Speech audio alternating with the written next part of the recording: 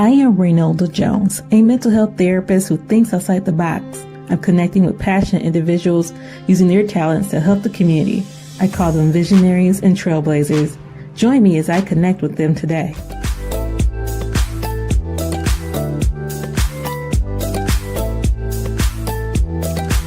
Hello, everyone. Welcome to my channel or my page. I am Reynelda Jones, and I am the owner of A Solution B located in Grand Rapids, Michigan. And today I have, can you say your name to introduce yourself, please? Sure. Kamahria Hopkins. Hi, everybody. Thank you. I am so glad you were able to come here today, Kamahria. Oh, it's my pleasure. Thank you so much for the invitation. Yeah. So for those who are just joining me, or maybe this is your first video, I am talking to other holistic practitioners. I'm talking to community trailblazers, just people who think outside the box when it comes to mental health and whole body wellness. And so Kamahria really caught my eye on Instagram. So if you have not followed her page, make sure to do so. And I'll make sure to provide the contact information near the end of this video. So to introduce Kamahria, she is amazing. She's a licensed clinical professional counselor in Illinois and a licensed professional counselor in Wisconsin. She's also certified integrative mental health professional, a registered dance movement therapist. She's certified in clinical trauma. She's also a certified angel card reader and a certified aromatherapist. Wow, that's amazing. Amazing. So basically, I'm just an education junkie, certification junkie. Well, hey, we all need that. And so many people have fought for our rights to get an education. So why not use it to your advantage? That's what I say. Absolutely. First of all, I saw you on Instagram dancing away. Dancing away. I just love your movements. They're so fluid. How did you even come to the conclusion like this is a part that you need to share with your clients? Yeah, so my background is in dance movement therapy and counseling. So I have a dual degree in traditional talk therapy and then dance movement therapy. And it's a second career for me. I used to be a journalist, but I was, felt the calling to get into the psychology field. And I also at the time was dancing in a dance ministry in church. And so I just thought that's like the perfect marriage, dance and psychology, when I first learned about dance therapy. So I decided to leave my job and go back to school. And I just love the holistic approach, mind, body, spirit. There are times, as I'm sure you know, where clients don't have the words to talk about what they've been through. Our body often holds those traumatic events, emotions. And so to be able to work through that through the body is just so powerful sometimes. Absolutely. I love that approach. And I love how you show that on your Instagram, and then you kind of explain it too. So I love that you do that. Tell us a little bit about your story. Like what brought you even into the mental health field and having a different outlook, because your perspective is different than just going to talk therapy. Like I said, I had this other profession and I loved being a journalist, but I just got to a point where I felt like there was something more. There was some other way to help people. And I had always had this interest in psychology and personality development. And so when I found dance therapy, I just thought, okay, this is a good fit for me. But in going through my training, it just felt like people were hungry for reconnecting with their bodies, being able to fully express themselves, because you can express, of course, like grief, tragedy, but you can also express creativity and your true self. And that's what I try and bring to my Instagram is just, using dance to express however you're feeling in the moment, whether it's, happy or silly, or, grief or sadness, using the body to express that. I think it's interesting. You did bring up grief because I meet so many people that feel like grief should have a deadline. It should look a certain way. And to Yes. even be able to incorporate dancing, because you don't Mhm. tend to think of dance with grief. Yes, yes. And it's so funny you mentioned that. I just did a podcast last week on grief in the body and spirituality. And my first like professional job as a dance therapist was actually in hospice. So I did a lot of dance and movement with both hospice clients and their family members. So using the body to express that end of life dying process, or those who are, mourning the loss of a loved one. Because so often when we have that big loss, we feel it in our bodies. We have, just this overwhelming somatic response, sadness, chest pain. We lose our appetites. There's so many things that we feel in our body, and it can feel kind of unsettling and scary sometimes. So being able to use the body to process that can be very helpful. Nice. So I'm going to change the topic real quick. Yeah. I've been on your website. I go on everybody's website that I'm interviewing. Like, I have to do the research. And I noticed that you identify yourself as a mystic. Yes. So like, what is this? What does that mean? Or how do you define that? Yeah, I mean, I feel like that's one of those like catch-all, terms. So I don't know if I have like a really good definition, but I guess I'll say I'm very drawn to spirituality in the broadest sense. So I mentioned earlier, like my involvement in church. So I, was very involved in like Christianity and liturgical dance for a long time. I did liturgical dancing. Oh, okay, really? That's awesome. Yes, yes. Yes. Yes, I know what that is. Yes. And so, I mean, really, that's kind of what got me into dance therapy, just like feeling that connection, like that whole body, mind, body, spirit, type of thing that happens in liturgical dance. But, it's just, I guess that sort of over the years that opened me up to other practices, crystals, tarot cards, oracle cards, which is beyond, more traditional religion. But I just found that there were these other practices that helped me to feel grounded, that helped me to connect to my spirituality. On a personal level. And then I just thought, okay, how can I integrate some of that for my clients who also identify in that way, who use those practices themselves? Yeah. I think that's good because you're able to work with a client on their level with their beliefs. Yes. Even though you may have your own personal beliefs, you're able to say, like, I accept you for who you are with your spirituality, whatever their belief is, you're able to like incorporate that. I think that's wonderful. Yeah, it's totally client driven. Like I have my own set of beliefs, but I'm really open to whatever the client is bringing in, what feels most sacred and safe for them. Yeah. And I can see people drawn to you because they may feel safer because you're open to using those different methods with them and incorporating that. Yeah. So do you use some traditional talk? We're talking like cognitive behavioral therapy. Do you use some of that or not?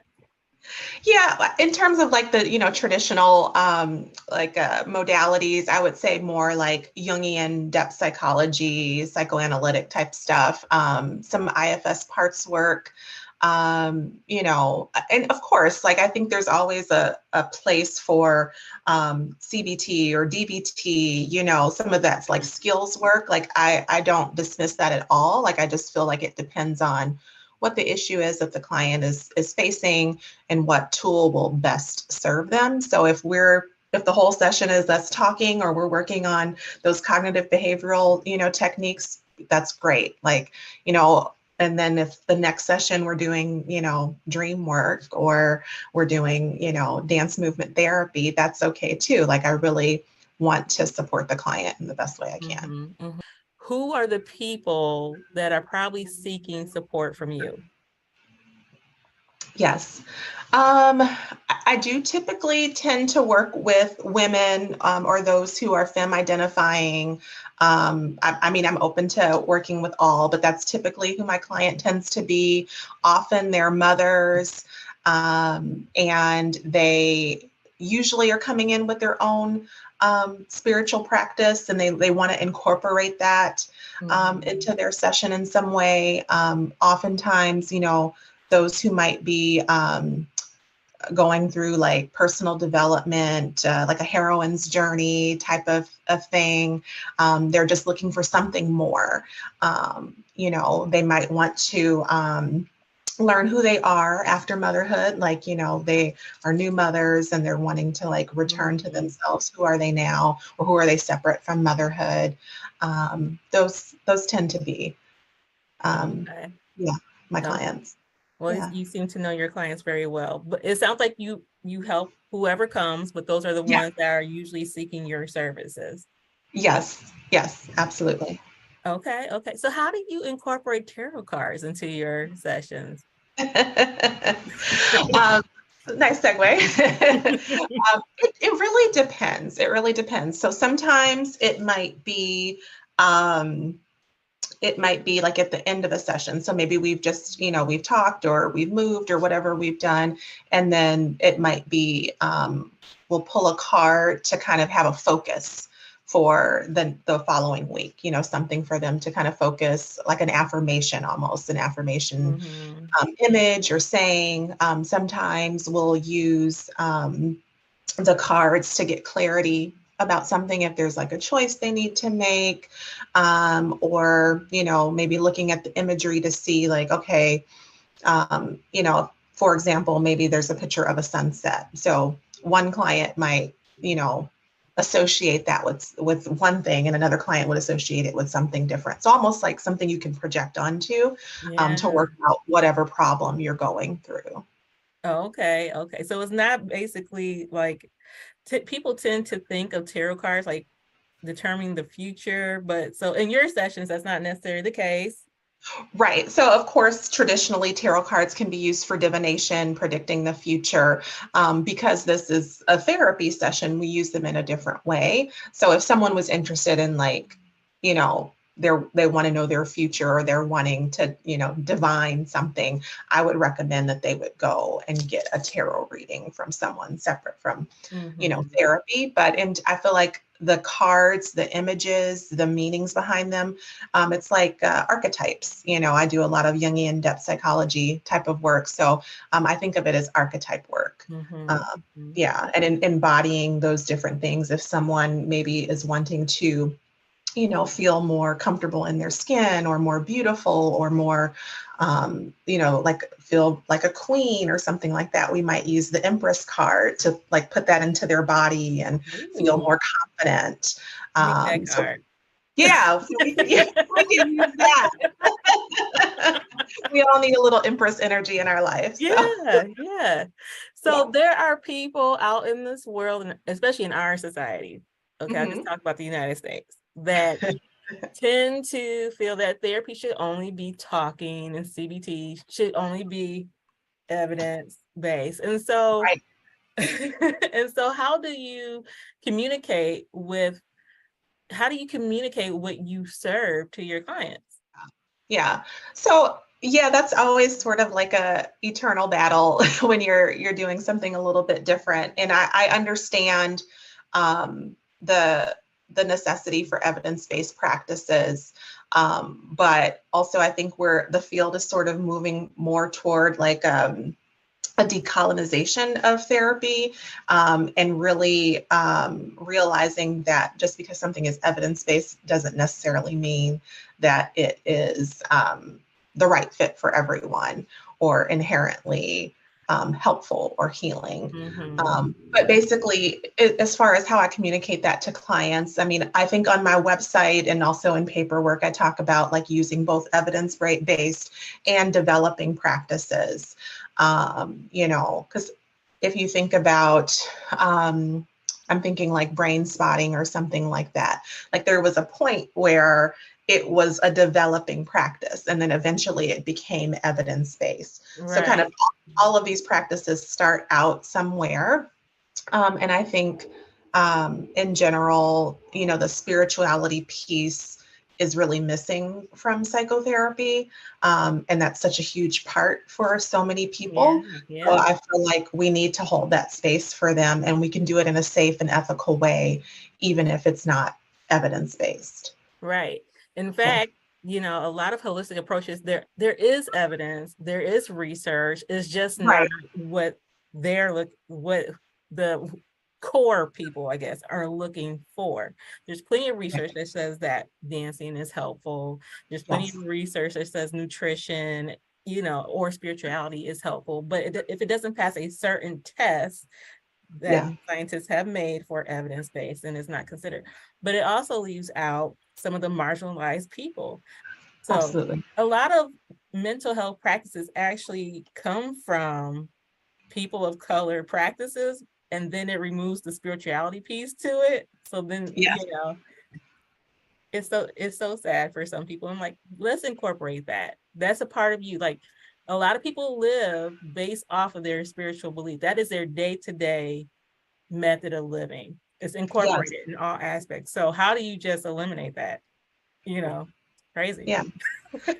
Yeah. I 100% agree with you. Like, you should be able to bring your whole self to the session, and like you say, so many marginalized groups are left out of those, that research, or, those evidence-based practices are, um, only modeled after a certain group of people, certain type of people. So, So, okay, so one thing that I saw on your site in big letters was authentic self. And it sounds like you really like if I was to be your client, I really would be able to feel like I can bring my authentic self to you. There's so many people that, especially people of color that I've met, that said, I need a therapist that look like me or know something that relates to my life, because I feel like I can show up to session, but not fully show my complete authentic self. mhm, I mean, showing up authentically is something that's very important to me personally. But I find that so many clients are hungry for that. Like, there's so many, they have to be so many different things that they're not in other environments, in the work environment, even sometimes in their relationships. And so to be able to show up to therapy and bring all of themselves and learn how to continue to do that across these environments is so important. It's so funny. I was reading an article recently about code switching. And so, so it has me thinking about that, like how we have to shrink ourselves down or make ourselves smaller, or, speak a certain way, look a certain way in order to fit in, or to even as a survival, technique, so that we can feel safe. But yes, I really like to empower clients to show up authentically, whatever that means for them, however that looks for them. And I do often have a lot of Black women clients who come and see me, even though I don't necessarily, target that market. But yeah, I do have a lot of clients who want a therapist who looks like them and who understands, their upbringing, their background. I think that's wonderful. Yeah. Whoever comes to see you, I feel they're meant to see you. That's my spiritual belief. Like, whoever is assigned to me or who's scheduled to me, that's who I'm meant to see at that time on that day. Absolutely. Yeah. So you only work with adults, or do you work with couples? Who do you work with? Age Yeah. range, couples, families? Sorry. No, that's okay. Yeah, I only work with adults. And yeah, I mean, really, there's no, as long as adult and up, there's no like cutoff, does not like, I would say probably just based on caseload, it tends to be like maybe 30 to 50, age range, but I don't cap it either way, but yeah, I exclusively work with adults. Okay. Now you're physically located in Illinois. Yes, just Okay. outside in the Chicagoland area. Yeah. Okay. Do Yeah. you see people in person, or is it only virtual? It's only virtual. Yeah. Okay. Yeah. So how do people get a hold of you? How do they get screened or know if you may be a good fit for them? Yeah, so the best way to get started is to go to my website, www.wherepracticalmeetsmagical.com. And right there in the upper right-hand corner of the website, you'll see pre-screen form, new client pre-screen form. So if you click on that, fill that form out, that's the best way to get started. So from there, assuming that, it looks like we're a good fit, then we could set up a free 15-minute consultation. Mhm. And they have to be in Illinois or Wisconsin to work with you? Yes, those are the two states, yeah, that I'm Okay. licensed in. Okay. Do you accept insurance? Are you private pay? Both? What is it there? Yeah, both. I do accept a variety of insurances in both Illinois and Wisconsin, but I also accept private pay as well. And before we end, are there any events or products or anything that you want to make sure that we cover before we end our meeting today? Yeah, no, I wish I had something to promote, but I don't have any I don't have any products or anything currently. Yeah, I don't have anything currently. Well, I guess the only thing I'd say is if you want to like just sort of stay in touch and see the content that I provide, I would love for you all to come follow me on Instagram. So it's at where.practical.meets.magical. So yeah. Great. Well, thank you so much for meeting with me. And for those again who are watching this video, make sure you leave your comments, your likes. If you have comments or questions, I will make sure that if they weren't answered today, that I get them to Kamahria so I can make sure she can respond to them, or we can do another video and answer those questions. Yeah. Thank you, everyone. Thank you. Thank you.